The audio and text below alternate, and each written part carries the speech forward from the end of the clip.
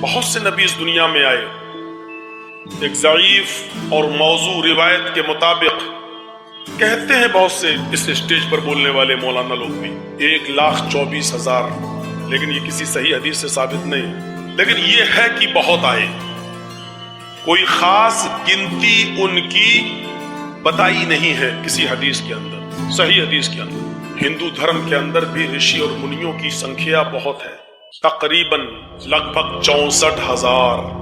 इधर भी लोग कहते हैं 1,24,000, लेकिन उधर भी लगभग है, कोई क्लियर नहीं है कि 64,000 ही आए, और इधर भी लगभग है, क्लियर नहीं है।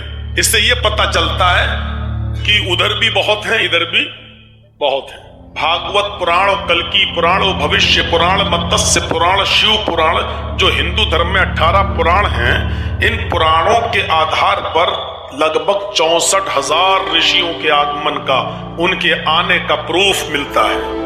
हाँ, लेकिन 24 महान ऋषि बताए गए, बड़े पैगंबर, बड़े रसूल, बड़े ऋषि कितने बताए गए वेदों में, पुराणों में 24, जिनका नाम हिंदू धर्म की किताबों में आया है।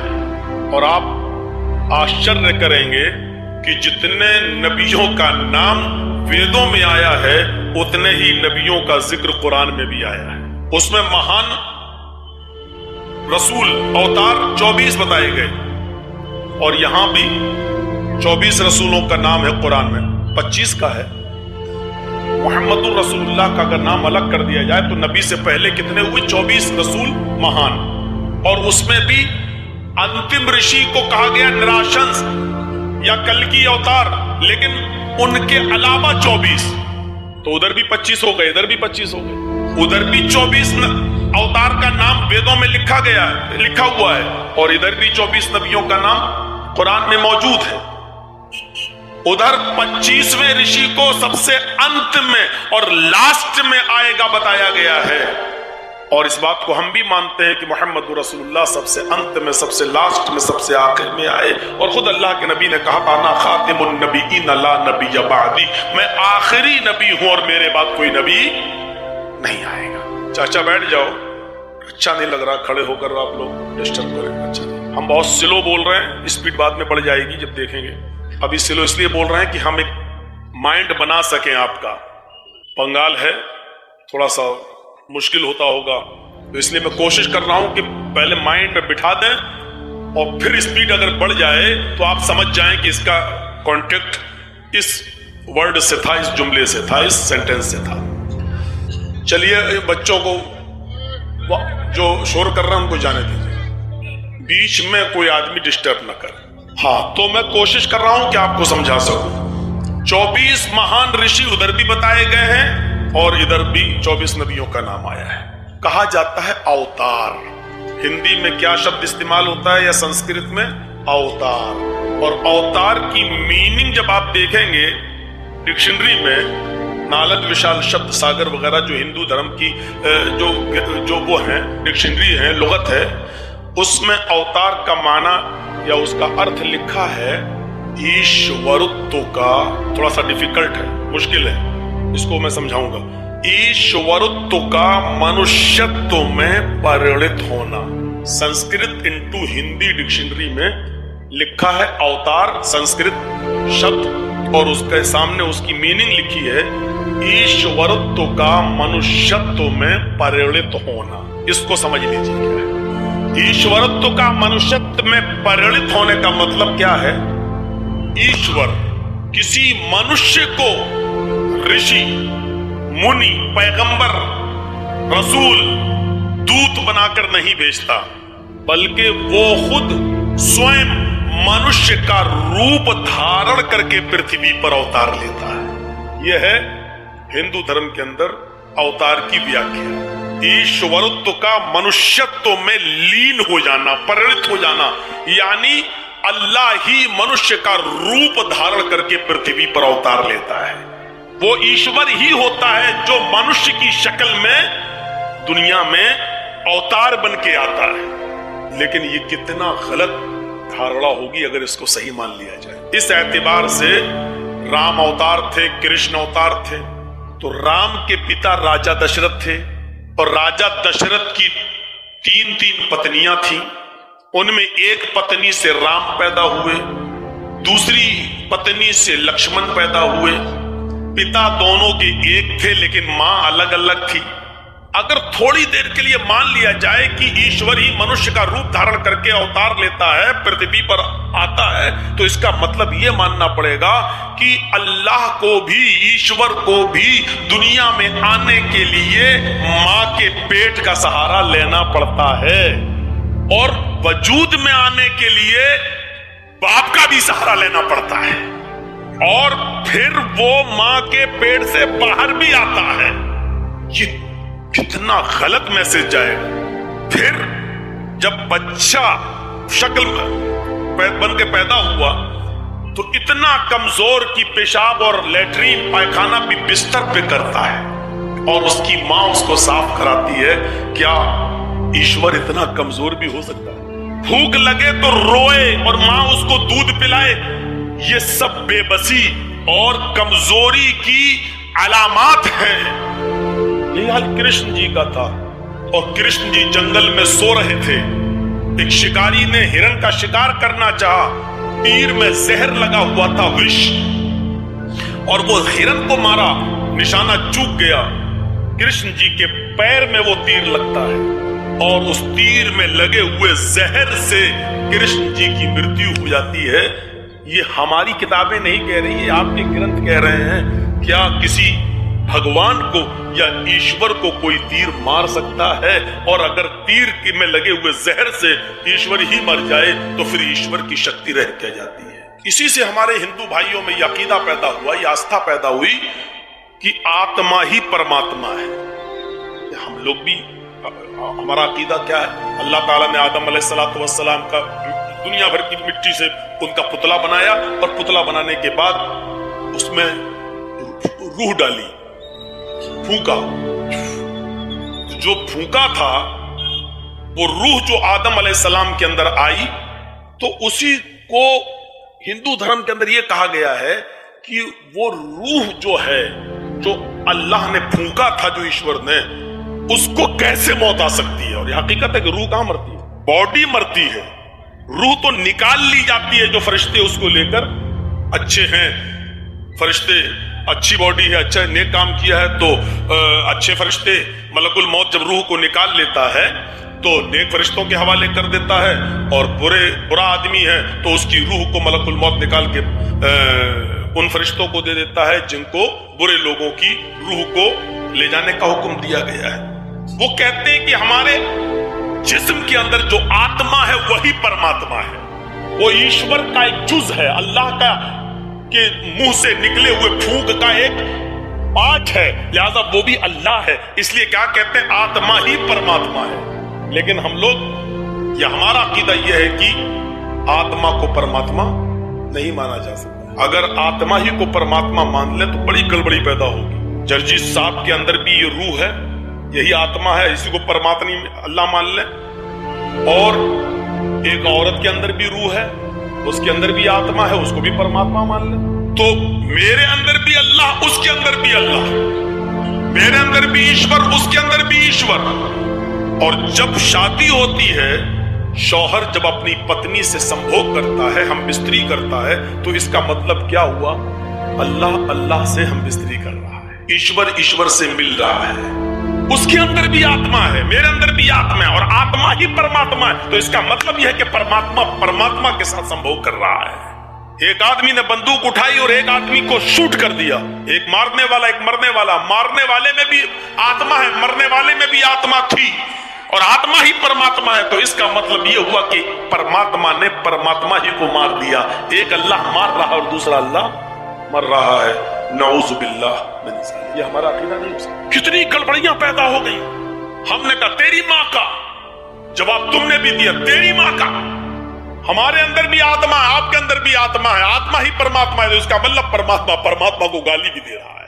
اگر ہم اس آتما ہی کو پرماتما مان لیں تو جینا حرام ہو جائے گا. اللہ کے اوپر سے پھر وشواس ہی اڑ جائے گا. ایک اللہ مار رہا, دوسرا اللہ پٹ رہا. اللہ ہی سے نعوذ باللہ ثم نعوذ باللہ سمبھوگ کر رہا ہے, مل رہا ہے. یہ عقیدہ بالکل درست نہیں ہے. اللہ کہاں ہے؟ ثم استوى علی العرش، وہ عرش پر ہے. وہ سوئم اوتار گرہن نہیں کرتا، بلکہ مانو ذاتی میں انسانوں ہی میں سے کسی منشیہ کو جس کو وہ چن لیتا ہے، منتخب کر لیتا ہے، پسند کر لیتا ہے، اس کو رسول بناتا ہے اور اس کے پاس اپنا فرشتہ بھیجتا ہے پیغام دے کر. اس فرشتے کو ہم جبرائیل کہتے ہیں اور اسی فرشتے کا نام ویدوں میں پرشورام آتا ہے. پرشورام. تو یہ عقیدہ صحیح نہیں ہے کہ ایشور ہی منشیہ کا روپ دھارن کر کے پرتھوی پر اوتار لیتا ہے. ایسا نہیں ہوتا ہے. اگر ایسا ہوگا تو غلط. اوتار کا اب معنی کیا ہوا؟ اوتار کا معنی ہوا اوترت، جس کو اتارا جائے. یہ پیسیو وائس ہے. اوتار میننگ کیا ہوگی؟ اوترت، بھیجا ہوا، جس کو بھیجا جائے. اب سنیے، جس کو بھیجا جائے گا اس کا مطلب یہ ہے کہ اس کا بھیجنے والا بھی کوئی ہوگا. آپ کو تقریر سنائی جا رہی ہے، اس کا مطلب یہ ہے کہ سنانے والا بھی کوئی ہے. آپ پیدا کیے گئے ہیں، اس کا مطلب یہ ہے کہ آپ کا پیدا کرنے والا بھی کوئی ہے. اوتار کی میننگ ہوئی اوترت، جس کو بھیجا گیا ہو. اس کا مطلب یہ ہوا کہ اس کا بھیجنے والا بھی کوئی ہے. لہذا بھیجنے والے کو ہم کریٹر آف یونیورس کہتے ہیں، ماسٹر آف ورلڈ کہتے ہیں، سپر پاور کہتے ہیں. اور جس کو بھیجا جائے وہ انسان ہی ہو سکتا ہے، کوئی دوسری مخلوق نہیں. اس لیے کہ انسانوں کے لیے انسان ہی کو نبی اور پیغمبر بنا کر بھیجا جائے گا، کیونکہ وہ انسان ہی اس کے لیے آئیڈیل اور ماڈل اور نمونہ ہوگا. دوسرا کوئی آئیڈیل اور ماڈل نہیں ہو سکتا ہے. آخری نبی کے بارے میں ویدوں نے، پرانوں نے صاف طور پر اس کا ایک نقشہ کھینچ دیا ہے، اس دشا کا چترن کر دیا ہے، بتا دیا ہے کہ وہ کب آئے گا، کس یگ میں آئے گا، کس زمانے میں آئے گا، کس شہر میں آئے گا، اس کا باپ کا نام کیا ہوگا، اس کی ماں کا نام کیا ہوگا، اس کی بیویاں کتنی ہوں گی، پورا کا پورا بیان کر دیا ہے. اور تعجب آشچर्य بھی یہ کہ اس کو ہماری کتابوں میں نہیں، خود ہمارے ہندو بھائیوں کی کتابوں میں ایسا کھول کھول کے بیان کر دیا ہے کہ پنڈت اگر چھپنا بھی چاہے گا تو چھپ نہیں سکے گا. اتھکلوکت پرائے چریشو کھرگر مڑی دھرمتراڑائے ستوینے بھگوانو درشیتی تتھستو شمبھل گرام سوت سواجیو جات منگلاچاریہ بہلا پاپتا ویمججتا تچدوا پنڈری کاچ براہمن ودمبریتی بھونے شمبھلو وشڑو یش سگرہ سمتی پرادربھوابھیم. ابھی اتنے ہی منتر رہنے دیجیے، ضرورت پڑے گی تو اور پڑھ دیں گے. اتھکلو گت پرائے جنیشو کھرگر مڑی، جب ساری جنتا، ساری پبلک گھر مڑی، جانوروں کی طرح ہو جائے گی، ظلم کا شکار ہو جائے، ظلم کرنے لگے گی، اور مانوتا اس کے اندر سے، انسانیت اس کے اندر سے نکل جائے گی. جنیشو گھر گڑ مڑی، جنیشو منی جنتا، لوگ گھر گڑ مڑی. سنسکرت میں بھی گھر گدھے کو کہتے ہیں، فارسی میں بھی گھر گدھے کو کہتے ہیں. گھر گڑ مڑی جب گدھوں کی طرح، جانوروں کی طرح ہو جائے گی. دیکھو یہ بچہ، بیٹا شادی ہو گئی تمہاری، اتنا بے چین کیوں ہو، بار بار اٹھ رہے ہو جا رہے؟ آپ لوگ تھوڑا سا خیال رکھیے، پیچھے سے لوگ اٹھ کے جائیں ہمیں کوئی پرابلم نہیں، سامنے سے نہیں. گھر گھر مڑ جانوروں کی طرح جب ہو جائے گی، گدھوں کی طرح. اصل میں گدھے کی مثال اس لیے دی کہ گدھا کو سمجھتا ہی نہیں. بین بجاؤ، ہارن دو، وہیں کھڑا ہے، اس کو یہی نہیں معلوم کہ میرا باپ کون ہے، میری اماں کون ہے، اسی لیے اس کا نام ہی گدھا پڑ گیا. اور کبھی کبھی ایسا ہوتا ہے کہ آپ گدھے کو ہٹانا چاہ رہے ہیں، ہارن بجا رہے ہیں تو اور گاڑی کے سامنے آ رہا ہے. اس کے اندر عقل نام کی کوئی چیز نہیں ہوتی. اس لیے کہا گیا کہ جب جنتا میں عقل نکل جائے گی، گھر گھر مڑی بالکل گدھوں کی طرح ہو جائے گی.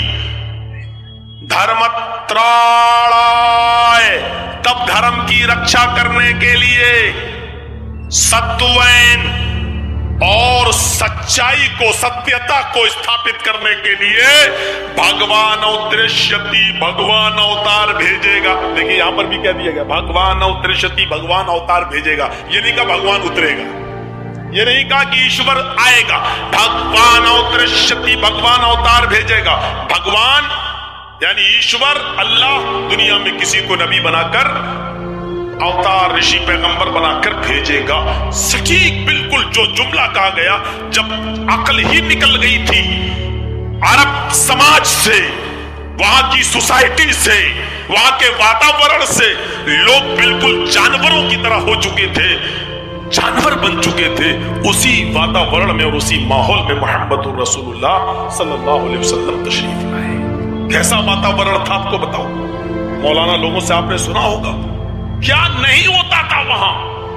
बच्चा पैदा हुआ तो पैदा होने के बाद मां दूध नहीं पिलाती थी, पानी नहीं पिलाती थी, खजूर वगैरह नहीं उसको चटाती थी, शहद उसके हलक में नहीं डालती थी। सबसे पहले बच्चे की पैदाइश के बाद उसका बाप अपने बच्चे के मुंह में शराब की बूंदें, शराब के ड्रॉप्स, शराब के कतरे उसके मुंह में डालकर अपने खानदान का नाम रोशन करता था कि मेरे बच्चे के अंदर भी वही चीज पैदा होगी जो हमारे और हमारे खानदान के अंदर है, शराब पीने की आदत। जिसको पहला पैदा होने के बाद उसकी जबान, उसके मुंह, उसके हलक में सबसे पहले कतरा दूध का नहीं जाए, शराब का जाए, उस बच्चे की बुनियाद किस टाइप की होगी, ये हमें और आपको सबको सोचना चाहिए। शराब इतना पीते थे कि दस्तरखान पर खाना जब रखते थे तो पानी नहीं रखते थे बल्कि शराब के प्याले रखते थे, और खाना खाते खाते अगर पानी की जरूरत पड़ जाए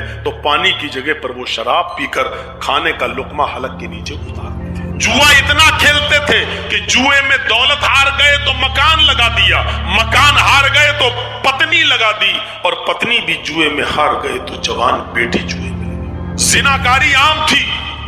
अक्ल ऐसी नष्ट, बुद्धि ऐसी भ्रष्ट हो चुकी थी कि बाप के मरने के बाद अगर मेरी मां खूबसूरत है, हसीन और जमील है, सुंदर है, कोई दूसरा मेरी मां से शादी ना कर ले, इसलिए घर से चादर उठाकर उसका बेटा अपने पिता की मृत्यु के बाद वो चादर उठाता था और अपनी मां का हाथ पकड़ के बाहर निकालता था, और समाज के सामने वो चादर अपनी मां के ऊपर डाल देता था और समाज में ऐलान कर देता था, आज के बाद ये मेरी मां नहीं है, मैंने इसको अपनी पत्नी बना लिया है। बुद्धि इतनी भ्रष्ट हो चुकी थी, जानवरियत ऐसी आ चुकी थी। जब ये वातावरण पैदा हुआ, जब ये माहौल पैदा हुआ और लोग बिल्कुल गधों और जानवरों की तरह हो गए, अकल ऐसी, बुद्धि ऐसी भ्रष्ट हुई, उनकी तबाह हुई, बर्बाद हो गई कि उनके घर में जब कोई बच्ची पैदा होती थी, कोई लड़की पैदा होती थी, तो गोया उनके ऊपर कोई पहाड़ टूट पड़ा है। 4 साल तक और कुछ लोग 6 साल तक उस बच्ची को पालते थे, पोसते थे, और जब वो अब्बू अब्बू अम्मी अम्मी कहने के लायक हो जाती थी, बोलने लगती थी, चलने फिरने लगती थी, एक दूसरे को पहचानने लगती थी, तब इतनी बड़ी 4 साल 5 साल और 6 साल की उस बच्ची को मेला घुमाने के बहाने जंगल में ले जाया जाता, पहले से गड्ढा खोदा हुआ रहता, कहा जाता कि बेटी जरा इस गड्ढे में झांक कर देखो, तुम्हारी मां नजर आएगी। बच्ची जब उस गड्ढे में झांकती तो पीछे से जालिम बाप उसको धक्का देता, वो गड्ढे में गिर जाती और फिर ऊपर से मिट्टी डालना शुरू कर देता, और उस वक्त तक वो रुकता नहीं जब तक कि पूरा का पूरा उसको मिट्टी से दफन नहीं कर देता था, और उस वक्त तक वो उस कब्र के पास बैठा रहता था जब तक उस बच्ची की आखिरी सांस न निकल जाए, आखिरी चीख न निकल जाए, यानी वो मर न जाए। जब बच्ची मर जाती तब वो जंगल से लौट के वापस आता, समाज में आता, अपने मुआशरे में आता, अपनी सोसाइटी में आता और लोगों में जश्न मनाता, शराब का दौर चलता और खुश होकर कहता, आज मैंने अपनी बेटी بیوی کو دفن کر دیا، آج ہم نے اپنی بچی کو دفن کر دیا۔ یہ جہالت تھی، یہ بدھی بھرشٹ اس حد تک ہو چکی تھی کہ اپنی بیٹی کو مار ڈالتا تھا، قتل کر دیتا تھا۔ جب بدھی بھرشٹ ہو جاتی ہے تو آدمی اس طریقے کی حرکتیں کرتا ہے۔ دیکھ لیجئے، کل پرسوں کی بات ہے، پاکستان کے اندر بھی ایک آدمی نے اپنی 5 6 7 دن کی بچی کے سینے میں 7 گولیاں اتار دی۔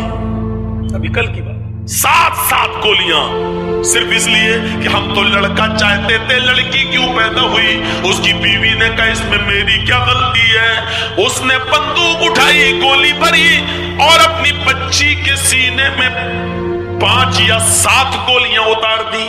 وہ 5 دن کی یا 7 دن کی بچی تھی۔ سوشل میڈیا بھرا پڑا ہے۔ میرے بھائیوں، یہ انسانیت جب نکل جاتی ہے کسی کے اندر سے، جب بدھی بھرشٹ ہو جاتی ہے کسی کے اندر، جب جانوریت اور حیوانیت آ جاتی ہے تو انسان اس طریقے کے قدم اٹھاتا ہے۔ آج بھی کچھ لوگ ماں کے پیٹ سے پیدا ہونے کے بعد گولیاں مار رہے ہیں، اور کچھ ایسے ہیں جو 4 5 بچیوں کے باپ ہیں لیکن پھر حمل ہے بیوی کے پیٹ میں۔ ڈاکٹر کو چیک کرایا، اس نے بتایا کہ ابھی بھی تمہاری بیوی کے پیٹ میں جو حمل ہے، جو گربھ ہے، وہ بیٹی کا ہے۔ پیسہ لے دے کے کسی طریقے سے پتہ لگا لیا، اور جب بتا دیا کہ بیٹی ہے تو کہا مجھے نہیں چاہیے، ڈاکٹر صاحب کچھ پیسہ اور لے لو، اس کو گرا دو، ختم کر دو۔ نہیں چاہیے، 4 5 بیٹیوں کی شادی تو کر نہیں پاؤں گا، یہ ایک اور بوجھ بن کے دنیا میں کیوں آئے؟ اس سے بہتر ہے کہ بیٹی میں مار ڈالو۔ جو بچے پیٹ میں مار ڈالے جاتے ہیں، قتل کر دیے جاتے ہیں، وہ تم حلال ہو یا حرام، یاد رکھیے، وہ چاہے حلال ہو یا حرام، جو بچہ بھی پیٹ کے اندر حمل ٹھہرنے کے بعد مار دیا گیا، چاہے وہ 1 دن کا ہو، 10 دن کا ہو، 1 مہینے کا ہو، 2 مہینے کا ہو، جتنے بھی دن کا ہو، اگر اس کو مار دیا گیا، ایبارشن کرا کے اس کو ختم کر دیا گیا، قیامت کے دن یہ بچہ، بخاری شریف کی روایت ہے، جاء یوم القیامت معلق بین ثدیہ، یہ بچہ قیامت کے دن اپنے ماں کی دونوں پستان، اپنے ماں کے دونوں چھاتیوں سے سینے سے لٹکا ہوا آئے گا، یقول، اور اپنے ماں کا دودھ چھوڑ کر اللہ سے شکایت کرے گا، یا ربی ہذہ امی قتلتنی، اللہ یہ میری ماں ہے جس نے دنیا میں مجھے مار ڈالا تھا، اللہ یہ میری ماں ہے جس نے دنیا میں مجھے قتل کر دیا تھا، اللہ یہ دنیا میں میری نہیں ہوئی تو اس کا مت ہو، اے اللہ اس نے دنیا میں مجھے حقارت کی نظر سے دیکھ کر پھینک دیا، ایبارشن کرا دیا، اے اللہ آج تو اس کو بھی حقارت ذلیل نگاہوں سے دیکھتے ہوئے جہنم میں پھینک دے۔ وہ بچہ اپنی ماں کو جنت میں نہیں لے جائے گا، جہنم میں بھجوائے گا، اللہ سے دعا کرے گا، اللہ یہ میری ماں ہے جس نے دنیا میں مجھے مار ڈالا تھا، اللہ تو اس کو جہنم کے اندر داخل کر دے۔ اگر ہماری ماں بہنوں میں سے کسی نے یہ غلطی کی ہے، توبہ اور استغفار کریں، اللہ کو اگر رحم آ گیا تو شاید معاف بھی کر دے۔ تو میرے پیارے ساتھیوں، سوچو، اتنی جہالت تھی عرب کی سرزمین پر کہ اپنی بچی کو بھی قتل کر دیا کرتے تھے، اپنی بچی کو بھی مار ڈالا کرتے تھے، کوئی صورتحال نہیں تھی۔ اس ماحول میں پھر جناب محمد رسول اللہ آئے، ویدوں کی کہنے کے مطابق کہ ایسے واتاورن میں آخری نبی آئیں گے، ایسے ماحول میں اللہ دھرم کی رکشا کرنے کے لیے محمد رسول اللہ صلی اللہ علیہ وسلم کو مبعوث فرمائے گا۔ قرآن ہے، بھجوا دو تو اندازہ لگائیے۔ تتھستو شمبھل گرام سوت سواجی اجات منگلاچاریہ بہلا پاپتا وبججتا، شمبھل گرام میں آئیں گے۔ شمبھل بہت اسپشٹ شبد ہے، لوگ تو نام کے بنے ہوتے ہیں، سادھو سنت پڑھے لکھے تو ہوتے نہیں ہیں، اگر تھوڑی سی بھی سنسکرت اور اس کا انواد اگر آتا ہو تو اسلام سے نفرت نہیں کریں گے۔ کتنا صاف شبد ہے، شمبھل گرام، تتھستو شمبھل گرام۔ شمبھل مانی شانت، شم دھاتو سے، شم ورب سے بنا ہے، سنسکرت میں شم ورب ہے، شم کے معنی شانت کرنا، جیرن ہے، مصدر ہے، اور شمبھل ایڈجیکٹیو ہے، وشیشن ہے۔ شمبھل शांत। और ग्राम मानी, आप बोलते ना कभी कभी लेटर लिखते हैं तो ग्राम फला, पंचायत फला, तो ग्राम मानी गांव, विलेज। अब दोनों को मिलाइए तो क्या होगा? शंभल ग्राम, शांति वाला गांव, जिस गांव में शांति हो। अरबी में इसको क्या कहेंगे? शंभल ग्राम को अगर अरबी में ट्रांसलेट करो तो क्या कहोगे? अल बलदिल अमीन। अल बलद मानी शहर, गांव, और अमीन मानी अमन वाला, शांति वाला। अल बलदिल अमीन, अमन वाला शहर। और मोहम्मद रसूलुल्लाह सल्लल्लाहु अलैहि वसल्लम कहां पैदा हुए? अल बलदिल अमीन में, यानी शंभल ग्राम में। कितना स्पष्ट है। और अल बलदिल अमीन अल्लाह ने किसको कहा है? मक्का को। वत्तीन वज़्ज़ैतून वतूर सीनीन वहाज़ल बलदिल अमीन। कसम में तीन की और जैतून की, कसम में इंजीर की और जैतून फल की। वतूर सीनीन, और कसम में तूर सीना पहाड़ी की। वहाज़ल बलदिल अमीन, और कसम में इस अमन वाले, इस शांति वाले शहर की, मक्के की। अल्लाह ने कसम खाई। अल्लाह जिसकी कसम खाना चाहे खा सकता है। अल्लाह को कोई गुनाह या पाप देने वाला नहीं है। लेकिन इंसान और खास तौर पर मुसलमान अल्लाह के अलावा किसी दूसरे की कसम नहीं खा सकता। मन हलफ़ लिग़ैरिल्लाहि फ़क़द अशरक, जिसने अल्लाह के अलावा किसी और की, गैरुल्लाह की कसम खाई, उसने शिर्क किया। खाओ बेटा कसम, औलाद कसम, बाप कसम, अम्मा कसम। बहुत से लोग तो गुस्से में कहते हैं बीवी की कसम, मरेगी तो ये मरे। हाँ, हमारा एक दोस्त था, मैंने कहा तुम बात बात पर कहते हो मेरी बीवी की कसम क्यों? बहुत परेशान हूं यार, सच। कभी कभी झूठी भी कसम खा लेता हूं ताकि मरे तो ये मरे। कुरान ने जिसको सुकून कहा है और आदमी उसको मुसीबत समझता है। कल भी मैंने ये सुनाया था, एक जुमे का खुतबा सुनकर मौलाना साहब ने कोई खुतबा दिया होगा नमाज में, जुमे में, और जुमा का खुतबा सुनकर एक आदमी बेचारा अपने घर आया और अपनी बीवी को गोद में उठा के नाचने लगा। गोद में। बीवी कहती क्या बात है, आज तो बड़ा रोमांस कर रहे हो, रोमांटिक मूड में हो क्या? मौलाना साहब ने मोहब्बत पर खुतबा दिया है, रोमांस पर खुतबा दिया है? तो आदमी बोलता है नहीं, आज मौलाना साहब ने खुतबे में बड़ी अच्छी बात कही है। कहा क्या? कहा मौलाना साहब ने कहा कि जो अपनी सबसे बड़ी मुसीबत को खुशी खुशी उठाएगा वो सीधे जन्नत में जाएगा। तो मैं अपनी सबसे बड़ी मुसीबत को खुशी खुशी उठा रहा हूं ताकि जन्नत में चला जाऊं। लोग कभी कभी समझते हैं, और ये भी खामखा तंग करती हैं। चला काम करने गया, बार बार फोन करती हैं, कहां हो? आदमी भी तंग आ गया, साला घर से निकलना मुश्किल हो गया, कहां हो? एक आदमी ने कहा पान की दुकान पे, कहा अच्छा मेरी बात तो कराओ पान वाले से। आदमी सोच रहा बीवी मेरी बात कर रहा पान वाला। ये शक का भूत भी औरत को बहुत ज्यादा होता है, बहुत ज्यादा। और ये फितरत है एक औरत की। आप इसको बुरा मान सकते हैं, समझ सकते हैं, लेकिन ये फितरत है। एक बार अल्लाह के रसूल सल्लल्लाहु अलैहि वसल्लम भी रात को कहीं इबादत में मसरूफ थे और उनकी बीवी समझी कि पता नहीं मेरे पास आज बारी थी मेरे साथ सोने की, और बिस्तर पे टटोल रही है तो है ही नहीं। दिल में आया किसी दूसरी बीवी के पास तो नहीं चले गए। उठी तो टकरा गई, क्योंकि अल्लाह के रसूल सजदे में थे, अंधेरे में नमाज पढ़ रहे थे, टकरा के गिर गई। बाद में दिल में सोचा ओफो मैं क्या सोच रही थी, और अल्लाह के रसूल तो सजदे। डाउट, शक एक फितरी चीज है, हो सकता है औरत के अंदर हो। हमारी और आपकी कोशिश ये होनी चाहिए कि औरत को शक का, अपनी बीवी को शक का मौका न दे। अब जाहिर बात है कि घर में ऐसे मैसेज पढ़ोगे और मुस्कुराते जाओगे, बीवी तो शक करेगी। आप चाहे कुछ भी पढ़ रहे हो, लेकिन बीवी सोचेगी अच्छा किसी चुड़ैल का मैसेज आया होगा, वो तो यही सोचेगी। तो आप शक का मौका नहीं दीजिए, जहां तक हो सके बचिए, लेकिन फिर भी वो शक करेगी। आदत है, जल्दी बदलती नहीं है। तो मैं कह ये रहा था शंभल गिराम, शंभल शांत ग्राम मानी का तथस्तु शंभल गिराम में, अंतिम ऋषि शंभल गिराम में आएगा। सो तो स्वाजीव जात है मंगलाचार्य बहुला पापिता विभजिता।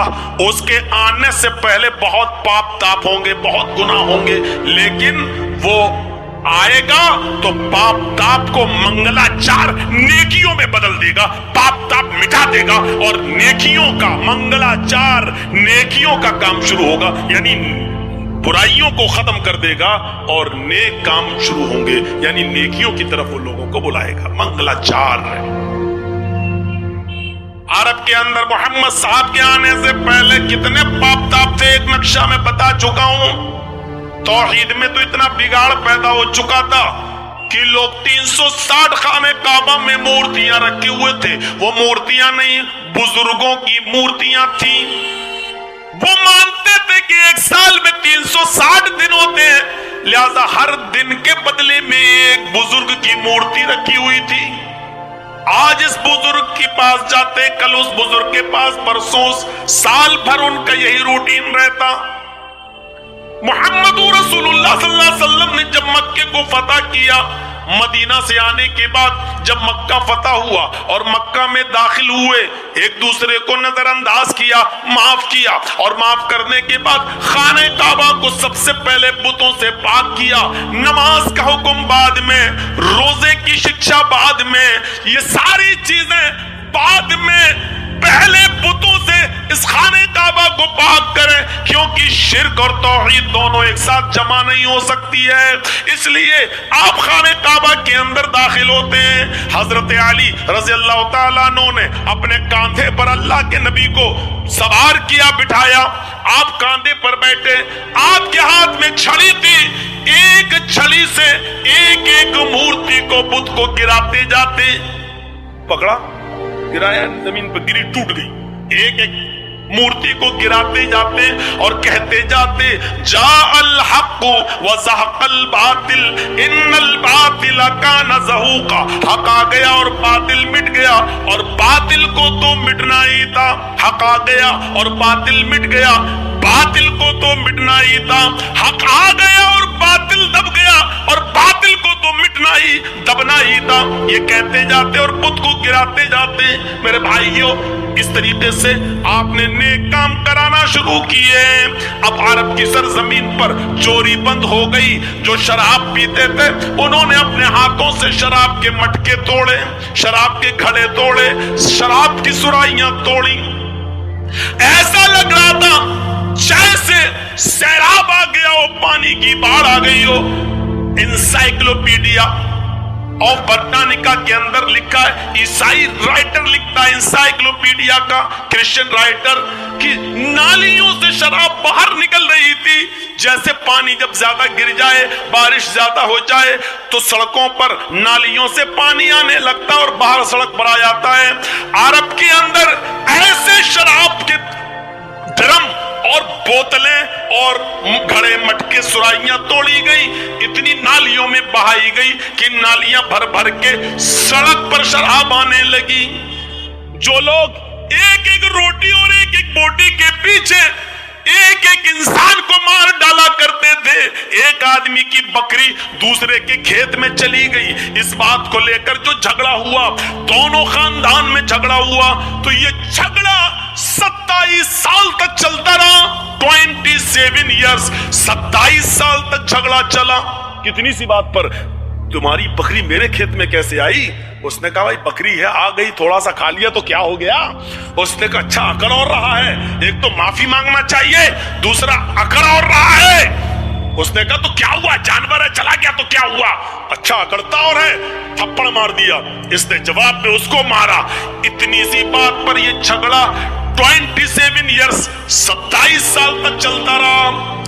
دونوں طرف سے مرنے والوں کی تعداد جب گنی گئی تو 27 سال میں 40,000 آدمی مارے جا چکے تھے۔ ہسٹری پڑھیے، کتنے لوگ؟ 40,000۔ اور ریزن؟ بکری کو مارا بھی نہیں تھا، صرف کھیت میں آ گئی تھی بس۔ اتنی سی بات پر لے کر جھگڑا 27 سال چلا۔ 27 سال میں پوری نسل بدل جاتی ہے۔ میرے بھائیوں ذرا غور کرو، جب دونوں طرف سے لوگ گنے گئے تو کتنے ہوئے مرنے والے؟ 40,000۔ لیکن اس کے باوجود جھگڑا بند نہیں ہوا۔ اسی بیچ میں محمد رسول اللہ کو رسالت ملی، نبی بن کر آپ آئے، تب آپ نے پیغام دیا، اس جھگڑے کو بند کرایا۔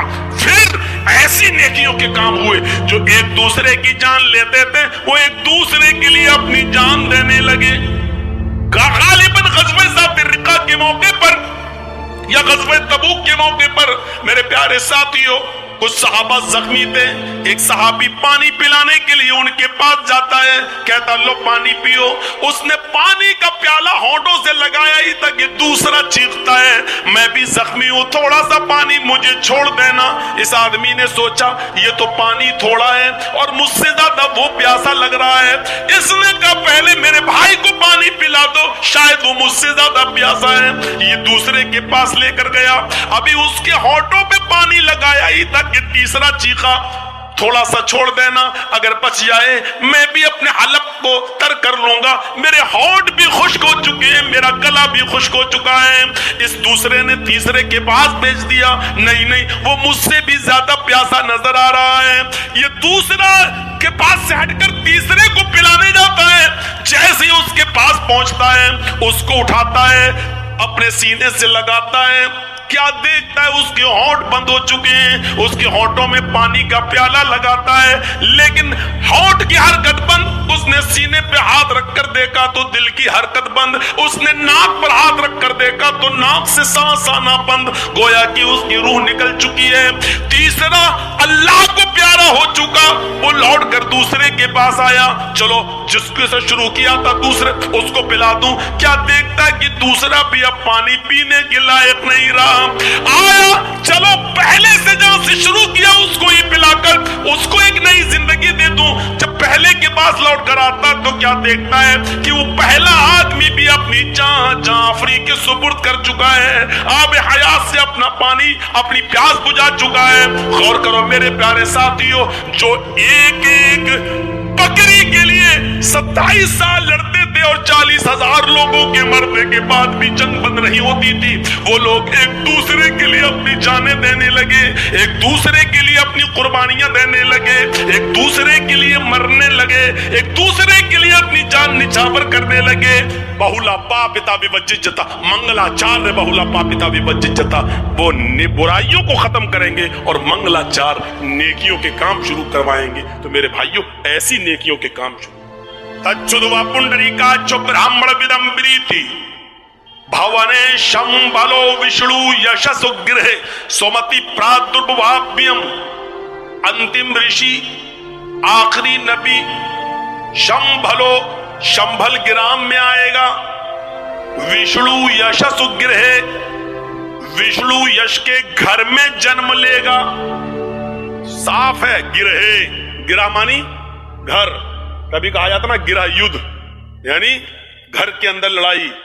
विष्णु यशसो गिरहे शंभलो विष्णु यशसो गिरहे, शंभल ग्राम में आएगा, विष्णु यशसो विष्णु यश के घर में आएगा।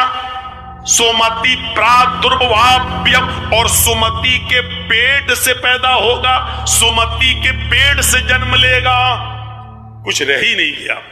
18-20 साल से तकरीरी दुनिया की लाइन में हूं, हो सकता है 22 सालें हो गई हों। लोग बता रहे हैं कि यहाँ एक बार और आप आ चुके हो, कोई कह रहा 30 साल पहले, कोई कह रहा 22 साल पहले। मैंने कहा ज्यादा मत बताओ, अब मुझे एहसास हो रहा है कि मेरी उम्र कितनी हो गई होगी, हमें तो याद ही नहीं आ रहा है कि हम कब आए थे। ठीक है हमें मालूम है, लेकिन अब वो 18 साल है कि 20 साल है ये एग्जैक्ट नहीं बता सकते कि कितना। बहरहाल चलिए आए थे, बस मकसद ये है कि आए थे। तो मेरे भाइयों, इतने दिनों से रामायण गीता सब कुछ पढ़ते हैं, तकरीरें यूट्यूब पे पड़ी हुई हैं, और सरकार भी कौन सी है, डॉक्टर जाकिर नाइक जैसी शख्सियत को भारत छोड़ के जाना पड़ा। अगर ये हमारे वेदों के मंत्रों में एक भी कहीं गलती निकाल देते तो आज हम पता नहीं कहां होते। अपनी बेल भी हम करा पाते कि नहीं करा पाते, जमानत भी होती कि नहीं होती। बड़ा अजीब हालात हैं। एक बार बस में बैठ के सफर कर रहा था, एक पुलिस वाला आया, कहता सीट छोड़ो, हटो हम बैठेंगे। हमने कहा भाई हम पहले आए, आप भी बैठ लो, हम बैठेंगे यहाँ। हमने कहा भाई मैं आपको कहता रहा हूं बैठ जाओ, लेकिन हमें क्यों उठा रहे हो, कि उठ रहा है या नहीं उठ रहा है, या तुझे बंद करने अभी जेल में जाके। मैंने कहा मैंने कोई चोरी की है जो बंद करेंगे? तो उसने कहा चोरी करता कौन है, अभी 10 किलो अफीम तेरे बैग में डाल देंगे, अभी 10 ग्राम 100 ग्राम अफीम तेरे बैग में डाल देंगे और कह देंगे इसके पास से निकलिए, जमानत नहीं करा पाओ, हमारे पास सब कुछ रहता है। मैंने कहा भैया आ जाओ। हालात क्या करेंगे आप? اپنے آپ کو بچا لو، یہی بہت بڑی بات ہے اس دور میں، ورنہ حالات بہت خراب تھے۔ وہ بنگال میں آپ لوگ عقل مند تھے اور عقل مندی کا ثبوت دے گئے۔ یو پی والوں کو سمجھا سمجھا کے تھک گیا ہوں میں، کریں کیا؟ آپ لوگ کچھ اور کھاتے ہیں، وہ کچھ اور کھاتے ہیں۔ وہاں بھینس چلتی ہے اور بھینس تو بدھی خراب ہوتی ہے، اس کم ہوتی ہے کہ کھوپڑی میں نہیں بیٹھ رہی۔ آئی صاحب ہماری بھی ایک وہ ہونی چاہیے۔ ارے ہونی تو چاہیے، اس کا انکار کون کر رہا ہے؟ لیکن یہ تو دیکھو اس وقت ضرورت کیا ہے۔ جرجی صاحب کے پیر میں کینسر ہے، ڈاکٹر کہہ رہا پیر کٹاؤ، جرجی صاحب کہہ رہے نہیں ہمیں بھی دوا دو، ہمیں بھی حق ہے جینے کا۔ ارے پہلے پیر کٹا کے جان تو بچا، اگر پیر نہیں کٹائے گا تو جان نہیں بچے گی تیری۔ عقل مندی یہ ہے کہ سینہ تان کر کھڑے مت ہو، جان بچانا ہے تو پہلے پیر کٹا لو، نہیں تو پیر بچانے کے چکر میں پیر تو جائے گا ہی جائے گا، جان بھی جائے گی۔ اس وقت یہ کنڈیشن تھی ہماری۔ اس نے دو چار تھپڑ مارے اور مچھلی اس سے زبردستی چھینچی، وہ نہیں دے رہا، وہ بھی چھینچ کہہ رہا نہیں بھائی بدلے میرے بچے بھوکے ہیں، کل سے بھوکے ہیں، میری بیوی بھوکی ہے، اور وہ لاکھ مجھ سے مار کے لیتا دیتا۔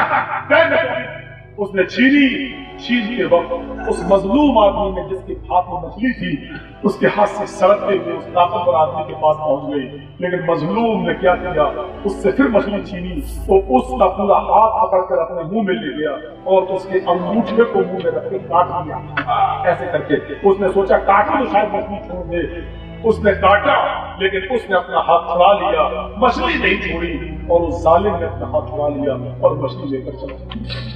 تھوڑی دیر اس نے مجھے کو ملا، درد ہو گیا اور اس نے مچھلی کاٹی، اپنے یار دوستوں کو کھلائی، اس مظلوم آدمی کے ہاتھ سے مچھلی تھی، لیکن اس ظالم آدمی مچھلی کھا کر اپنے یار دوستوں کو کھلا کر جب بستر پر سونے جاتا ہے اس کی انگوٹھے میں درد شروع ہو گیا ہوتا ہے۔ یہ رات میں اٹھ کر چراغ جلاتا ہے تو انگوٹھا پورا کالا پڑ چکا ہے، درد سے بےحال ہے، لیکن رات میں مجھے تو کہاں اٹھی، اسی طرح درد برداشت کیا، انگوٹھا صبح تک بہت زیادہ کالا ہو گیا۔ صبح اٹھتے ہی فجر کے بعد ایک حکیم کے پاس جاتا ہے، حکیم نے اس انگوٹھے کو دیکھا اور دیکھنے کے بعد کا اس میں انفیکشن ہے، زہر پھیل رہا ہے، اب یہ پورا کا پورا انگوٹھا کاٹا جائے گا۔ غور کرو میرے بھائی، اس نے کہا اس وقت سرجری اتنے آگے نہیں بڑھی تھی، آپریشن نے اتنی ترقی نہیں کی تھی، انگوٹھا کاٹا جائے گا، اور اگر تم نے انگوٹھا نہیں کٹوایا تو یہ زہر تمہارے پورے جسم میں پھیل جائے گا۔ اس نے کہا نہیں بھیا انگوٹھا کاٹ دے، عقل مند انسان وہی ہے تو ایک حصہ کاٹ دے تاکہ اور حصہ اس دوا کی سلامت رہے۔ اس انگوٹھے کو کاٹ دیا گیا، 2-3-4 مہینے وہ صحیح چلا، لیکن اس کے بعد اب اس کے پورے پنجے میں درد ہونا شروع ہوا، اور 2-4 دن کے اندر اس کے پورا پنجہ کالا ہو جاتا ہے۔ پورا پنجہ جب کالا ہوتا ہے اور درد سے بےحال ہوتا ہے تو 3-4 مہینے کے بعد اس حکیم کے پاس پہنچتا ہے۔ حکیم نے کہا شاید آپریشن کرتے وقت تھوڑا سا عنصر کچھ حصہ باقی رہ گیا ہوگا اور وہ نہیں کر پایا، اس لیے تمہارا یہ پورا پنجہ سڑ گیا اور اس میں زہر پھیل گیا، اب یہ پورا کا پورا پنجہ تمہارا کاٹا جائے گا۔ اگر یہ پنجہ تم نہیں کر پاؤ گے تو زہر تمہارے پورے جسم کے اندر پھیل جائے گا۔ اس نے کہا حکیم جی میرا پنجہ کاٹ دو تاکہ میری زندگی بچی رہے۔ پورا پنجہ کاٹ دیا گیا کلائی تک۔ 2-4 مہینے کے بعد اس کی پھر کلائی میں درد شروع ہوتا ہے اور وہ کالی پڑ جاتی ہے۔ حکیم نے کہا تمہاری کلائی کاٹی جائے گی، پتہ نہیں میں آپریشن تو صحیح کر رہا ہوں لیکن بات کیا ہے۔ اس نے کہا کاٹ دو، کلائی کاٹ دی گئی اور 3-4 مہینے کے بعد اس کے بازو میں درد ہونے لگا۔ کہا حکیم نے کہ ایسا ہے ایک بات بتاؤ، میں انگوٹھا کاٹ رہا ہوں تو پنجے میں، پنجہ کاٹ رہا ہوں تو کلائی میں، کلائی کاٹ دیتا ہوں تو بازو میں، اب بازو تمہارا کاٹا جائے گا ورنہ جسم پورے جسم میں زہر پھیل جائے گا۔ اس نے کہا ٹھیک ہے کاٹ دو۔ حکیم کہتا نہیں پہلے مجھے یہ بتاؤ کہ تمہارے انگوٹھے میں درد کیسے شروع ہوا تھا، کیونکہ میں علاج تو ٹھیک کر رہا ہوں لیکن پتہ نہیں اب تمہاری بیماری ایسی ہے جہاں میری حکمت فیل ہو جاتی ہے، مجھے اپنی وجہ بتاؤ تاکہ میں غور کر سکوں کہ بیماری کی اصل وجہ کیا ہے۔ اب اس نے اپنی وجہ بتائی، حکیم جی ایک مجبور و غریب آدمی مچھلی لے کر آ رہا تھا، मैं ने जबरदस्ती उसकी मछली छीन ली थी। उसकी मछली जब मैंने छीनी तो उसने मेरे अंगूठे को अपने जबान में रख लिया और अपने मुंह में ले जाकर उसको काटना शुरू कर दिया और बड़ी तेज काटा, लेकिन मैं अपने हाथ को अंगूठे को निकालने में कामयाब हो गया। वो चीखता रहा, मैं मछली उसको देने के लिए तैयार नहीं। वो चीखता रहा, क्या है साले, यही मछली मेरे बच्चों की गिसा है, यही मछली मेरी बीवी की और मेरे बच्चों की रोटी है। मेरे बच्चे भूखे तड़प रहे, 2-3 दिन से उनको खाना पीना नहीं मिला, लेकिन मैं तो चूर था नशे में, मैं तो शोर गुलाबी था। मैंने उस मजलूम आदमी की उस गरीब की मैंने नहीं सुनी, मैं ले आया, खा लिया। फिर रात में अंगूठे ने दर्द शुरू किया और फिर रात में काटने का हुक्म दिया। हकीम जी कहते बस उस आदमी ने तुम्हें जरूर कोई बददुआ दी होगी। उसने बददुआ तो नहीं दी थी, मैंने नहीं सुना है। यही कहा था कि मेरे बच्चे भूखे, कोई बददुआ नहीं दी। का हो सकता है तुम्हारे जाने के बाद और ओझल हो जाने के बाद आंखों से उसकी मुंह से कोई बददुआ निकली हो। अब तुम्हारा कोई इलाज नहीं, ये कांधा मैं तुम्हारा काट देता हूँ, लेकिन इसके बावजूद तुम्हारा जहर फैलेगा। अब उसका एक ही इलाज है, उस आदमी को ढूंढो, उस गरीब आदमी को तलाश करो और किसी तरीके से उसको हाथ कर जोड़कर बना लो, राजी कर लो और उससे माफी मांग लो, क्योंकि यहाँ तक तुम्हारी बीमारी पहुंच चुकी है। हिकमत हमारी फेल है। अब अगर वो अल्लाह का बंदा तुम्हें माफ कर दे तभी तुम बस पाओगे, वरना अब मेरी हिकमत यहाँ से फेल है। हकीम ने अपनी बात कह दी और ये आदमी बेचारा अपनी जिंदगी को बचाने के लिए जालिम उस गरीब आदमी को ढूंढने लगा और 2-4 दिन में वो ढूंढने में कामयाब हो गया। कहने लगा, मेरे भाई कहाँ थे, मैं 4-5 दिन से तुम्हें ढूंढ रहा हूँ। 1.5-2 साल के बाद उस आदमी को जब याद नहीं रहा कि ये कौन आदमी आया मेरे सामने, भाई मुझे माफ कर दे। उसने कहा, भाई तुम कौन हो और क्यों माफी मांग रहे हो मुझसे? कहा, तुमने मुझे पहचाना नहीं? कहा, नहीं मैंने नहीं पहचाना। अरे मैं वही आदमी हूँ जिसने तुम्हारे हाथ में मछली छीनी थी और तुमने कहा ये मछली मेरी बीवी मेरे बच्चों की गिज़ा है। तुम्हारे हाथों में तुमने मेरे अंगूठे में काट लिया था, देखो मेरा कांधा तक कट गया है। अरे मेरे भाई तुम मुझे माफ कर दे। मैं अंगूठा कटाता हूँ तो हाथ चल जाता है, हाथ कटाता हूँ तो कलाई काली पड़ जाती है, कलाई कटाता हूँ तो बाजू दर्द करता है और बाजू कटाता हूँ तो कांधा दर्द करता है। अगर तूने मुझे माफ नहीं किया तो मेरी जिंदगी खतरे में, मेरे भी बीवी मेरे भी बच्चे हैं। मेरे भाई तू मुझे माफ कर दे। उसने कहा, नहीं मेरे भाई मैंने तुझे माफ किया, मैं नहीं चाहता था कि तेरा ये हाथ कटे। अरे मुझे क्या पड़ी है, मैं क्यों किसी की जिंदगी बर्बाद करूंगा। जा मेरे भाई मैंने तुझे माफ कर दिया, जा जा। मैं तो आज देख रहा हूँ उसकी आंखों में आंसू आ गए। अल्लाह की कसम अगर मुझे मालूम होगा कि ये होगा तो मैं कभी तुम्हें बददुआ नहीं देता। तुमने मुझे बददुआ दी? हाँ मेरे भाई, मेरे मुंह से बददुआ निकली। हाँ क्या?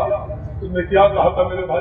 कहा जब तुम मैं चीखता रहा चिल्लाता रहा, मैंने तुम्हें बच्चों की दुहाई दी, बीवी की दुहाई दी, लेकिन जब तुमने मेरी मछली मुझे वापस नहीं की और न मछली की कीमत दी, अल्लाह की कसम उसके बाद मेरे पास बीवी बच्चों को खिलाने के लिए 1 दिरहम भी नहीं था। जब तुम मछली को लेके मेरी आंखों के सामने से गायब हो गए तो मैंने नजरें आसमान पे डाली और अल्लाह से दुआ कर दी, आय अल्लाह जिस आदमी ने मेरी बीवी और मेरे बच्चों के मुंह से लुकमा छीना, रोटी का निवाला छीना, आय अल्लाह तू उसको ऐसी सजा दे जो उसके लिए इबरत बन जाए, तो उसको ऐसी सजा दे जो उसके लिए निशान इबरत बन जाए। मेरे भाई मैंने ये बददुआ दी थी, अगर मुझे मालूम होता कि मेरी बददुआ कबूल हो जाएगी तो मैं कभी अपनी ज़बान से बददुआ नहीं देता। जाओ मैंने तुम्हें माफ कर दिया।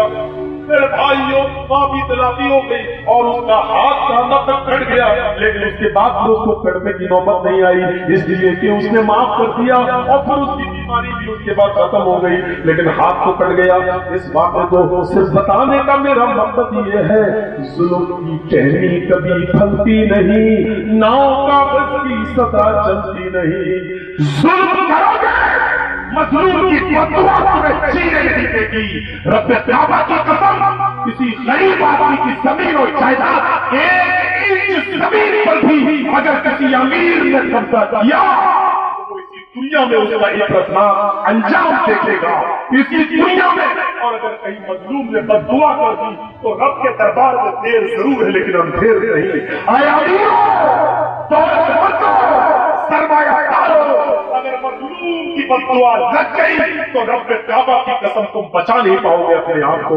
اس دنیا میں تمہیں معلوم نہیں ہے کہ میں نے کتنے خطرناک جملے بولے ہیں.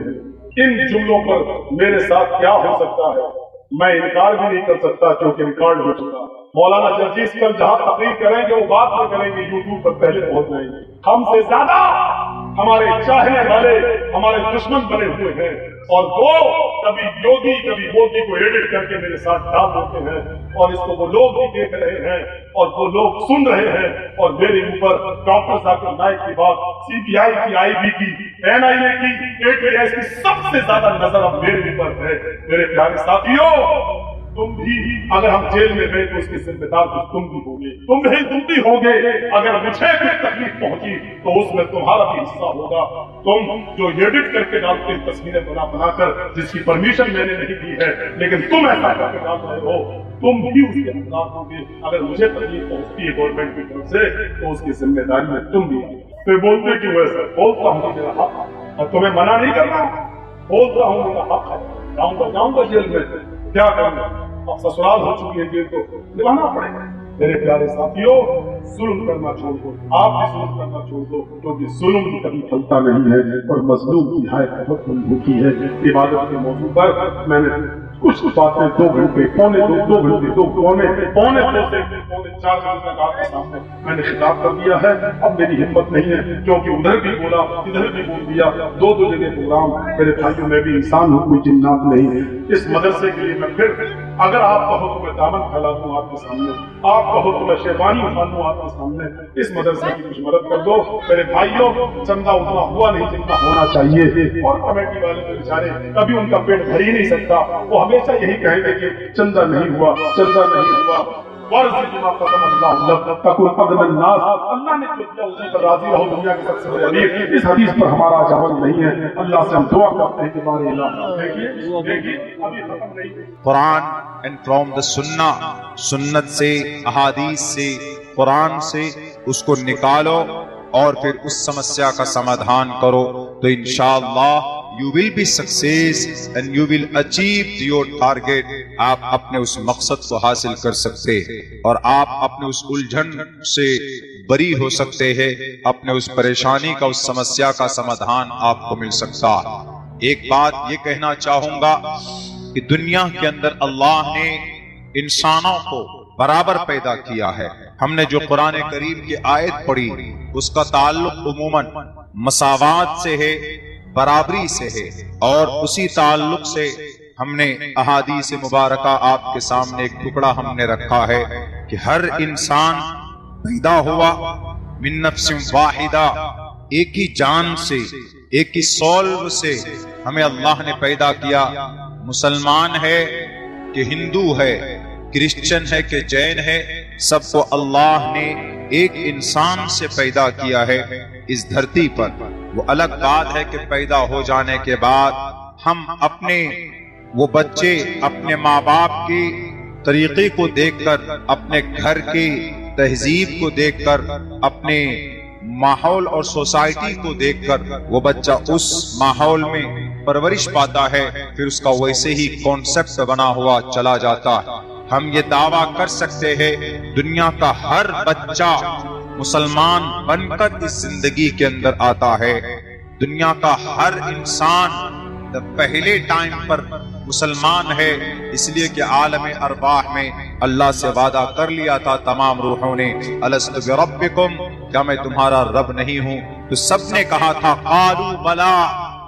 Every soul was said and accepted in front of the God of Allah سبحانہ و تعالی. اللہ کے سامنے سب نے اعتراف کیا تھا. وہاں روحیں سب کی تھی، عبداللہ سالم کی بھی روح تھی، تنویر صاحب کی بھی، شیخ تنویر صاحب کی بھی روح تھی وہاں پر، اور ہمارے بھارت کی سی ایم پی ایم نیتاؤں کی بھی روحیں تھی وہاں پر، ہمارے یادو بھائی کی بھی روح تھی، کرمی برادری بھائیوں کی بھی روح تھی، مسلمانوں کی بھی روحیں تھی، کرسچن جین سب کی روحیں تھی. الست بربکم قالوا بلا. اللہ نے تمام کو سامنے رکھ کر مخاطب کیا. سب نے کہا کہ why not, you are my god, کیوں نہیں، آپ ہمارے خدا ہے، آپ ہمارے پرماتما. انا خلقناکم من نفس واحدہ. پھر دنیا کے اندر انسانوں کی جو پیدائش ہوئی، ایسا نہیں کہ چائنا والے کا ماں باپ کوئی اور ہے، منگول کے لوگ وہ کسی اور جنریشن سے پیدا ہوئے، امریکہ کے لوگ وہ کسی ایلین سے آئے، کسی اور لوگ سے آئے، کسی اور گرہ سے آئے. ایسا کچھ نہیں. Every person created from one man and one woman. Allah created the first man was Adam alayhi salam, and Allah created the every person second woman Amma Hawwa alayhi salam. پیدا کیا ایک باپ آدم اور ایک ماں حوا. And every person created and from these and from both persons, ان دونوں سے انسانوں کی. مہیلا پنڈال میں جو کیمرہ لگایا گیا ہے وہ بند ہے. اس کے آپریٹر سے میں گزارش کروں گا کہ آپ جہیں کہیں بھی ہیں جلد سے جلد وہاں پہنچے اور کیمرے کا جو چیز خرابی ہے اس کو صحیح کرے. اور کتنی بار ٹوکیے گا ہم کو آپ، تھوڑی سی وہ ہو جاتی، دقت ہو جاتی. چپل گم ہو گیا آپ کا، تھیلا گم ہو گیا، بھیا ان کا تھیلا دے دیجئے. اچھا ٹھیک، کیسا کلر کا ہے؟ یہی گم ہو گئے، ان کا تھیلا کیا یہ گم ہو گئے. بھائیو، آج میں بھی بہت خوش ہوں. اتنا بڑا مجمع ہم نے آپ کا اس علاقے میں میرے خیال سے بہت دنوں کے بعد میری حاضری ہوئی ہے اور بہت اچھا وقت مجھے ملا ہے الحمدللہ. اراکین جلسہ کا بہت بڑا احسان، بہت اچھا وقت. ورنہ 2 بجے 2:30 بجے کے بعد ہم کو بٹھایا جاتا ہے، 12 بجے کے بعد بٹھایا جاتا ہے، جب آدمی کا 12 بج جاتا ہے تب ہم کو بٹھایا جاتا ہے. تو بہت خوبصورت مجمع ہے، بہت اہم پیغام دینے جا رہا ہوں، تمہیدات مان رہا ہوں. جو ٹاپک پہ مجھے بولنا ہے میں وہاں پر آنا چاہتا ہوں. سو کر اٹھا ہوں، تھوڑی سی بھی بیٹری ڈاؤن ہے، آہستہ آہستہ گرم ہوں گا تو انشاءاللہ وہ باتیں آئیں گی جو ہم کہنا چاہتے ہیں، جو اس وقت کی ضرورت بھی. تو میرے ساتھیو، ہم اور آپ ایک ماں باپ سے پیدا کیے گئے. سب مانے یا نہ مانے، دنیا کو پتا ہو یا نہ ہو، بڑے بڑے ریسرچرز اینڈ بڑے بڑے فلاسفرز اینڈ بڑے بڑے سائنٹسٹ ودوانوں نے accepted and this truth, universal truth. اس نے اس دنیا کی سچائی کو مانا ہے کہ اس دنیا کے انسانوں کا وجود اینڈ فرام دا کلے، مٹی سے پیدا کیے گئے. اور اللہ کے نبی کا فرمان ہے کہ تمام انسان کلکم بنو آدم، ہر ایک آدم کی اولاد، تم میں ہر ایک آدم کی اولاد ہو اور آدم مٹی سے بنائے گئے. ایک لمبی چوڑی اتہاس، کن کن چرنوں میں، کتنے چرنوں میں، 10 چرن میں، 5 چرن میں، 6 چرن میں، کتنے کتنے سٹیپ میں حضرت آدم کو بنایا گیا. ایک انسان، مساوات دنیاوی اعتبار سے برابر ہے. اللہ کے نظر میں سب کی جان کی قیمت برابر ہے. ایسا نہیں ہے کہ کوئی مسلمان ہوگا تو اس کی جان